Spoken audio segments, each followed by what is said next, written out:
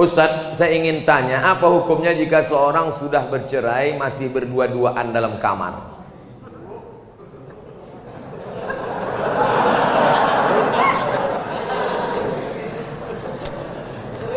Laki-laki menjatuhkan tolak kepada perempuan, aku cerai engkau talak satu, maka dia masih satu rumah selama iddah 3 bulan, tapi tidak sekamar, hanya pindah kamar. Ku talak engkau talak satu, kau pergi kamar sana, aku kamar sini. Pas malam tuh hujan,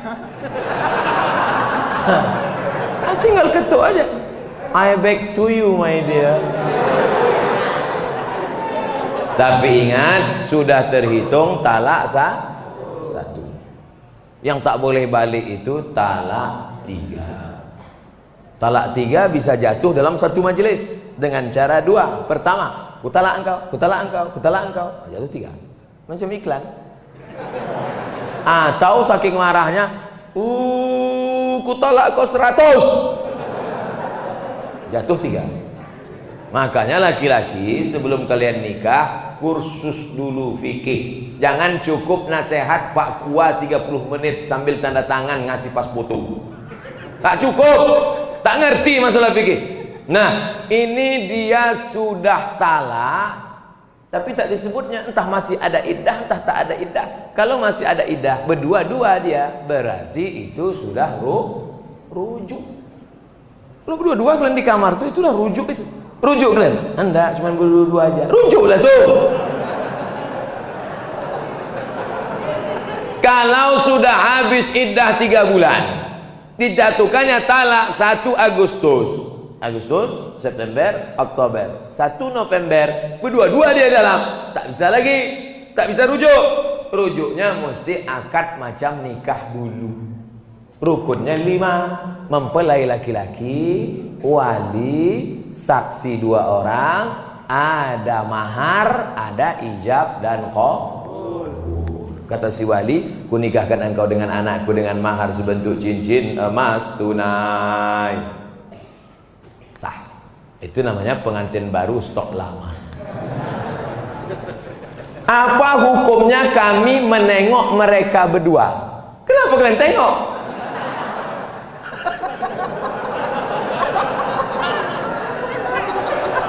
Man ra'a minkum mungkaran, siapa di antara kalian menengok kemungkaran, falyughayyirhu biyadihi, robah dengan tangan.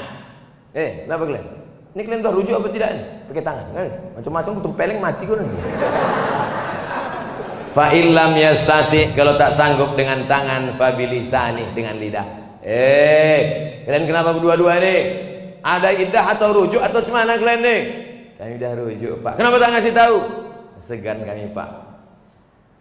Tak sanggup dengan lidah, fa biqalbi. Rupanya dia preman, bertatu, anting-antingnya aja sebesar lubang hidung. Tak berani dengan tangan, tak berani dengan lidah. Diam aja lah, macam orang pauk.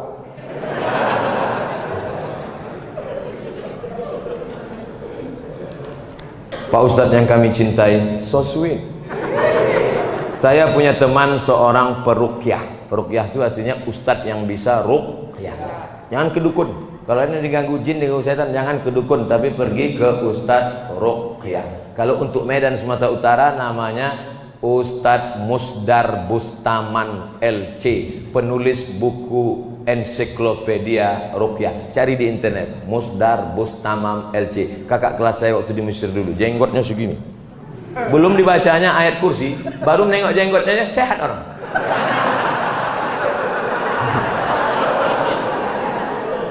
Tak percaya, coba jumpain. Tapi saya menengok dia jarang sholat, berarti dukun. Apalagi sholat berjamaah. Apakah setiap bacaan yang dibacanya mendapat keberkahan Pak Ustadz? Maka casingnya ruqyah, tapi isinya berkawan dengan jin. Idza ra'aitar rajul, ini kata ulama tasawuf. Idza ra'aitar rajul, kalau kau tengok ada orang yatiru fil hawa, bisa terbang di atas awan, yamsi 'alal ma', berjalan di atas air, terbang di atas awan, berjalan di atas air, jangan kau sangka dia wali Allah, tapi tengok bagaimana dia melaksanakan perintah Allah. Tak solat, wali setan. Solat sikit, wali murid.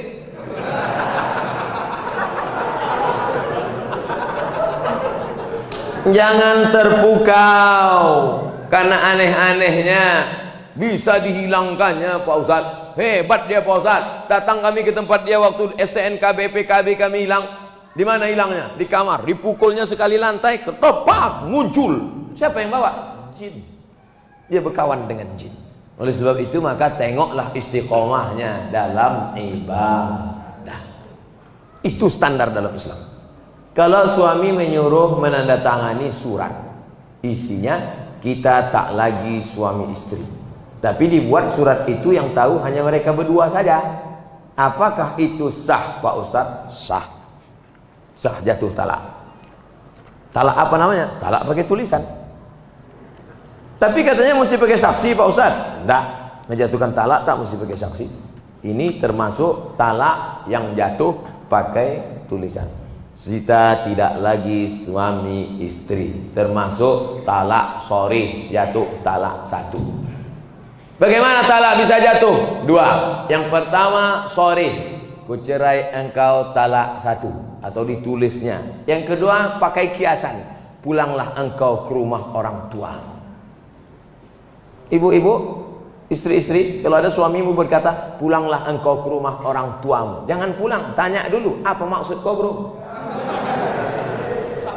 Karena tolak kinayah yang kiasan itu mesti dilihat niatnya. Kalau niatnya niat tolak, maka jatuh tolak. Tapi kalau tak ada niat tolak, enggak. Pulanglah kau. Muak kali aku nengok, pergi kau balik. Abang, apa niat? Enggak ada, nyuruh balik aja. Baliklah. Makanya perempuan itu mesti ngerti. Perempuan jangan mau dibodoh-bodohi. Pulang sana, pergi pulang. Maksud abang pulang apa ini? Enggak, maksudnya pulang liburan aja. Baliklah.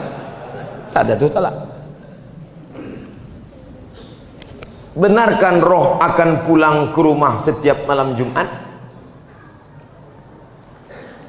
Macam orang balik dari kantor aja.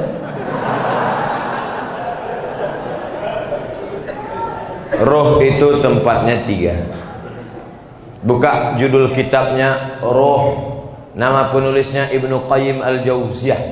Yang pertama, letak roh orang baik-baik tempatnya Illiyin. Roh orang yang jahat-jahat tempatnya Sijjin. Yang ketiga, Allah kuasa mengendalikan roh. Roh bisa balik, roh bisa masuk ke kubur, roh bisa merasakan azab kubur, roh bisa menengok orang ziarah. Tapi kita tak tahu kapan dia baliknya, harinya, segala macam. Kalau ada yang mengatakan roh balik hari Jumat, bukan hadis Nabi, tapi pendapat ulama, ijtihad ulama. Tapi pendapat yang kuat bahwa roh itu tiga. Pertama, ditempatkan di Illiyin. Yang kedua, yang jahat-jahat di Sijjin. Yang ketiga, ada saatnya Allah Maha Kuasa menempatkan dia di mana.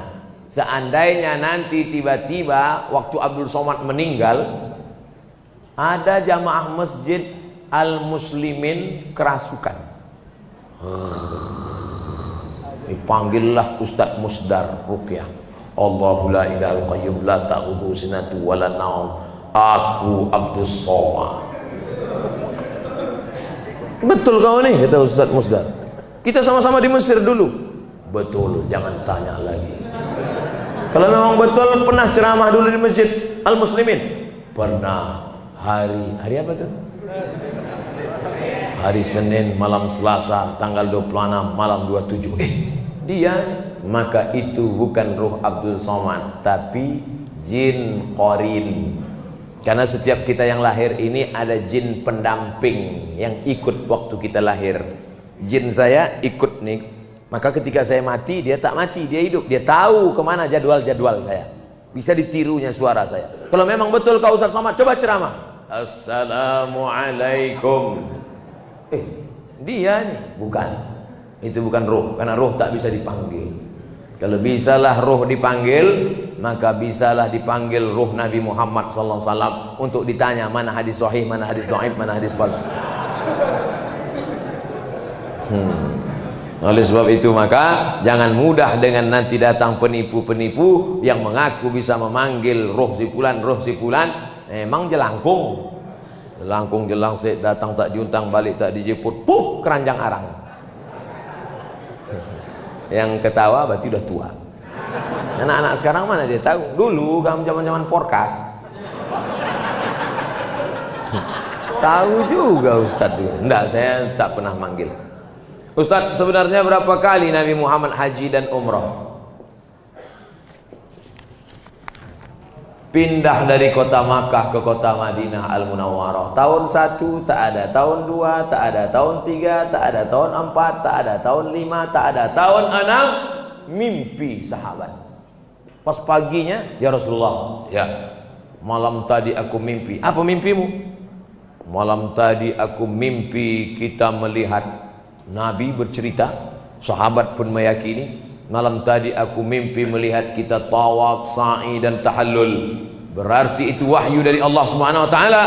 Maka kalau begitu mari kita ke Makkah. Mereka pun ramai-ramai menuju Makkah untuk melaksanakan umrah. Tapi sampai di Hudaybiyah. Hudaybiyah ini 22 km sebelum masuk Makkah, dihadang oleh kafir Quraisy, tak jadi masuk. Maka disebut umrah itu umrah tak terlaksana, diqadha tahun ke-7.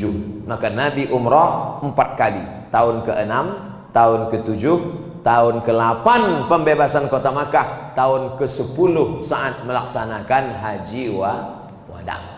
Umrah 4 kali, haji 1 kali. Nah, jadi Bapak Ibu yang mau melaksanakan umrah tahun 2020, kita berangkat bulan Januari, umrah akbar bersama Ustadz Somad, bersama Travel Grand Safa Naudi. Kok ke situ pula perginya Pak Ustadz? Entah, itu yang ditanyanya tadi. Saya umrah setahun sekali aja, tak pernah pergi tiap-tiap bulan, sekali, bulan Januari saja. Kenapa Ustadz pilih bulan Januari? Dingin, saya tak tahan panas. Panas menggelutar jantung. Haji Pak Ustaz, haji Nabi sekali aja. Bapak Ibu yang sudah haji jangan pergi haji lagi. Berapa biaya pergi haji? ONH plus 100 juta. Bagus buatkan kelas untuk anak yatim.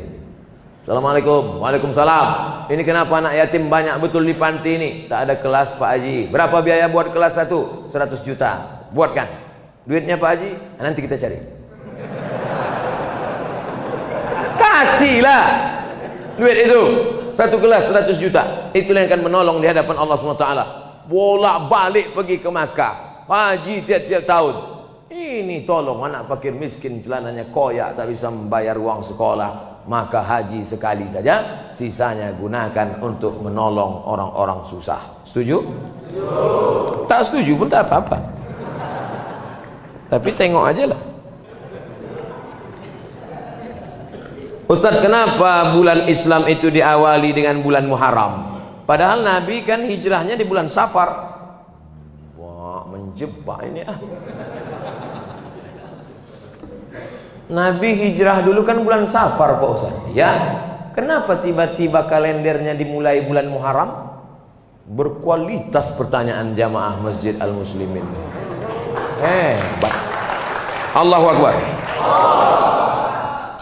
Bermusyawarahlah sahabat Nabi. Abu Bakar sudah meninggal dunia, khalifahnya waktu itu Umar, Utsman, Ali, musyawarah. Kapan kita tetapkan bulan satunya?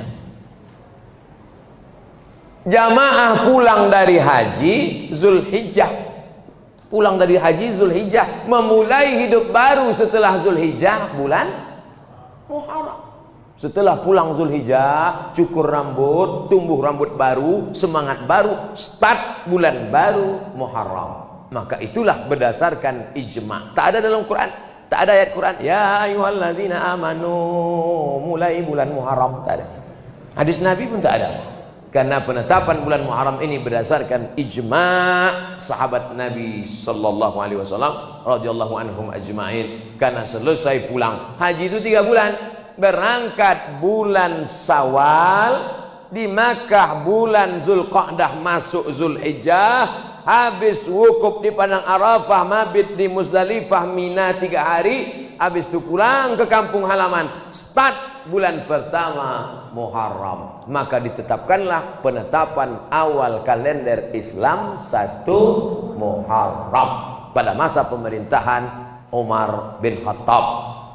Wallahu a'lam bishawab. Apakah berdosa bila saya meminta rujuk lagi pada suami sementara suami sudah menikah lagi? Padahal saya di poligami pun ikhlas. Saya ulang dari bala. Apakah berdosa bila saya meminta rujuk lagi? Rupanya bapak ini diceraikannya istrinya. Setelah cerai, nikah dia dengan perempuan. Setelah itu datang bini pertama minta rujuk balik. Dan dia mau dipoligami. Dulu di status dia bini pertama, sekarang dia jadi bini kedua.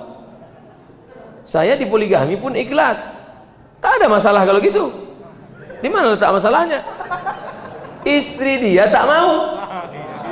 Oh, macam sinetron kurasa.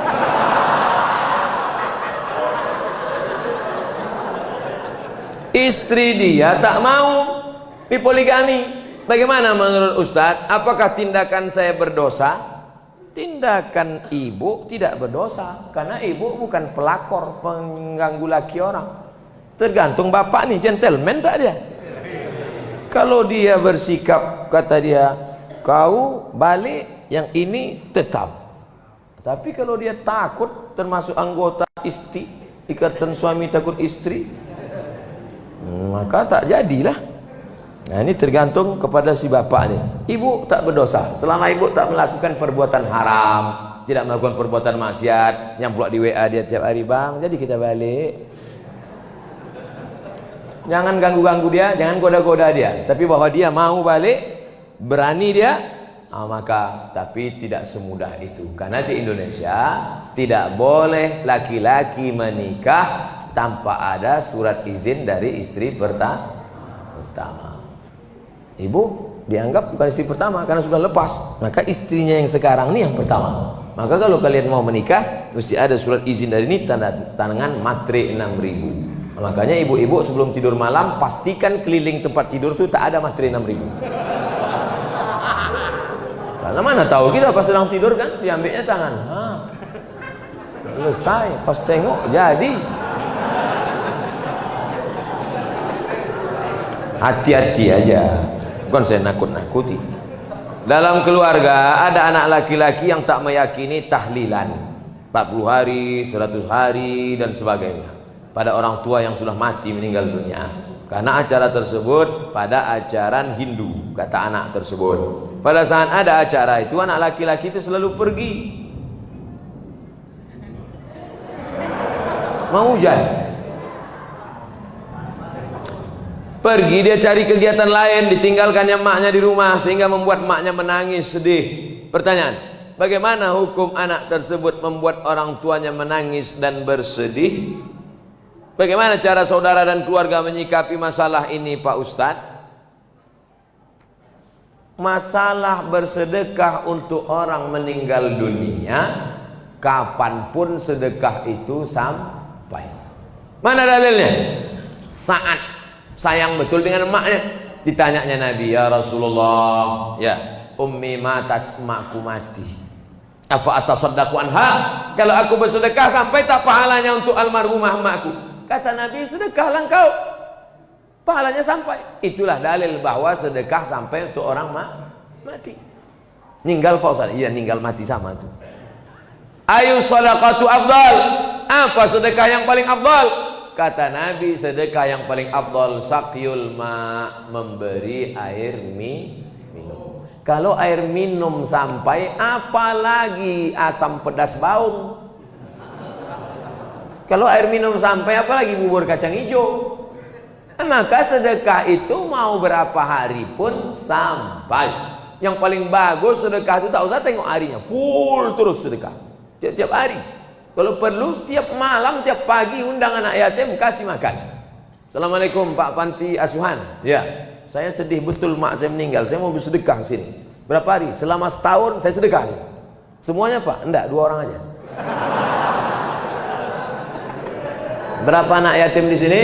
Ada anak yatim Pak. 1 bulannya berapa biaya dia? 1 bulannya 1 juta Pak. Ini saya kasih 12 juta untuk setahun. Bagus, the best, mantap. Uang sekolahnya sekalian. Adapun ditetapkannya 40, 100, maka tidak ada larangan. Boleh dia laksanakan. Mau 99, mau 100, mau 200.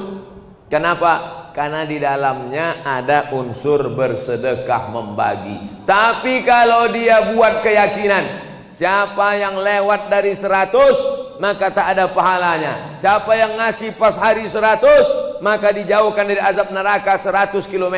Nah, itu tak ada dalilnya. Tapi kalau dia tak ada berdalil, hanya membuat berbagi begitu saja. Oleh sebab itu maka ini masalahnya umum. Kalau mau bersedekah, bersedekah, berbagi, baca tahlil, baca zikir, baca yasin. Isi tahlil itu apa? 5. Isi tahlil itu 5. Yang pertama doa. Allahumma firlahu warhamhu wa'afihi wa'fu anhu. Doa sampai. Mana dalil bahwa doa itu sampai? Kalau lewat di kuburan, mulut jangan diam saja. Lewat di kubur baca doa. Apa doa lewat kubur? Assalamualaikum ya alad diyar minal mu'minin wa inna insyaallah bikum lahiqun yarhimullahul mustaqdimin wal mustakhirin as'alullah wa lakumul afiyah. Itu dalil bahwa doa sampai. Yang kedua, kasih makanan. Mana dalil kasih makanan sampai? Sedekah saat air, kata Nabi, sampai. Yang ketiga, berkirim tahlil. Apa itu tahlil? La ilaha illallah, la ilaha illallah, la ilaha illallah. Ya Allah, sampaikanlah tahlil kami kepada almarhum fulan, sampai. Mana dalilnya? Pelepah korma dicucukkan ke makam. Kata Nabi, pelepah korma waktu basah bertasbih, tasbihnya sampai pada orang mati. Kalau tasbih pelepah korma saja sampai, apalagi tahmid, tahtim, tahlil orang yang beriman. 4, membacakan Al-Quran. Yang paling afdal kata Imam Nawawi, wa in khatimul qur'ana fahuwa hasanun. Sebagus-bagusnya hatamkan sehatam Quran. Bagus. Tak sanggup sehatam Quran, pilih hatinya Al-Quran. Apa hatinya Quran? Yasin wal Qur'anil Hakim innaka laminal mursalin. Bacanya pelan-pelan. Ini banyak orang yasinan ujung-ujungnya aja. Tunjaun bayakun. Yang kelima adalah inti tahlil itu ada nasihat setawar sedingin melapangkan keluarga yang terkena musibah.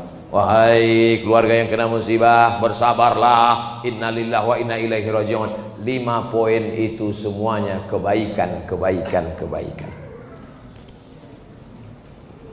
Semoga Pak Ustadz selalu dalam lindungan Allah. Amin ya rabbal alamin. Saat akikah anak, bolehkah menerima sumbangan dari teman-teman dan tetangga? Kullu mauludin rahinatun biaqiqatihi. Setiap anak yang lahir tergadai dengan akikahnya. Tulbahu anhu yauma sabihi. Hari ke-7 sembelihkan kambing. Yuhlaku, cukurkan rambutnya. Wa yusamma, kasih nama yang baik-baik, yang bagus-bagus. Karena nama adalah doa. Artinya kita bersedekah syukur karena sudah punya anak. Orang susah punya anak sampai bayi tabung ke Singapura 100 juta paling murah. Itu pun tabung-tabung second 9 kilo. Ini Allah minta anak cuman 1 kambing. Berapa harga kambing sekarang? 1 juta, 2 juta.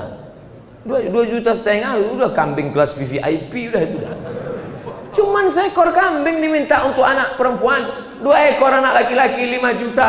Sudahlah murah 5 juta pun ada juga pikiran bisnis di kepala. Nah, ini kalau ku kasih 5 juta bisa balik 15 ini. La ilaha illallah Muhammadur Rasulullah. Makanya waktu anak saya lahir tak saya undang jamaah. Karena kalau saya undang jamaah nanti dia pasti bawa kado ngasih itu ini. Saya potong aja kambing, undang tetangga-tetangga dekat rumah, makan, habiskan semua, bantai, selesai. Karena kalau diundang orang, marhaban itu ini, datang dia, mau kita tolak, banyak pula duit itu kan. Oleh sebab itu maka kita pahami bahwa akikah ini mengasihi, bukan menarik. Jangan jadikan akikah sebagai ajang tarik-tarikan arisan. Harus kita pahami dengan baik bahwa akikah ini adalah syukur kita kepada Allah. Tak ada duit hari ke-7, hari ke-14. Tak ada duit hari ke-14, hari ke-21. Tak ada duit hari 21, tak usah tengok kalender lagi setahun, 2 tahun, 5 tahun, 10 tahun, 10 tahun. Kalau ada anak bapak yang belum akikah kemarin, sekarang umurnya udah semester berapa? Udah semester 5, umur 20 tahun. Nah, sekarang diakikahkan, tak apa-apa. Besok pagi akikah. Insya Allah masih sempat saya datang. Tapi akikah saja, jangan pula diayun pakai marhaban. Marhaba ayyanun. Anak semester 5 tu duduk. Tak cukur pula tu, pakai kelapa muda. Banyak orang kita ini yang udah lalu-lalu dibuatnya ulang balik. Akikah sedekahnya aja, rambut usah cukur lagi. Nama itu aja lah, jangan nama lagi. Begitu juga dengan mengazankan anak. Anak yang dulu diazankan bagus, sunnah. Nabi mengazankan cucunya, Sayyidina Hasan, Sayyidina Husain. Tapi kalau anak udah besar, jangan diazankan lagi. Nanti balik dari sini, nak sini sebentar. Allahu Akbar, Allah. Apanya ayah ni kata dia?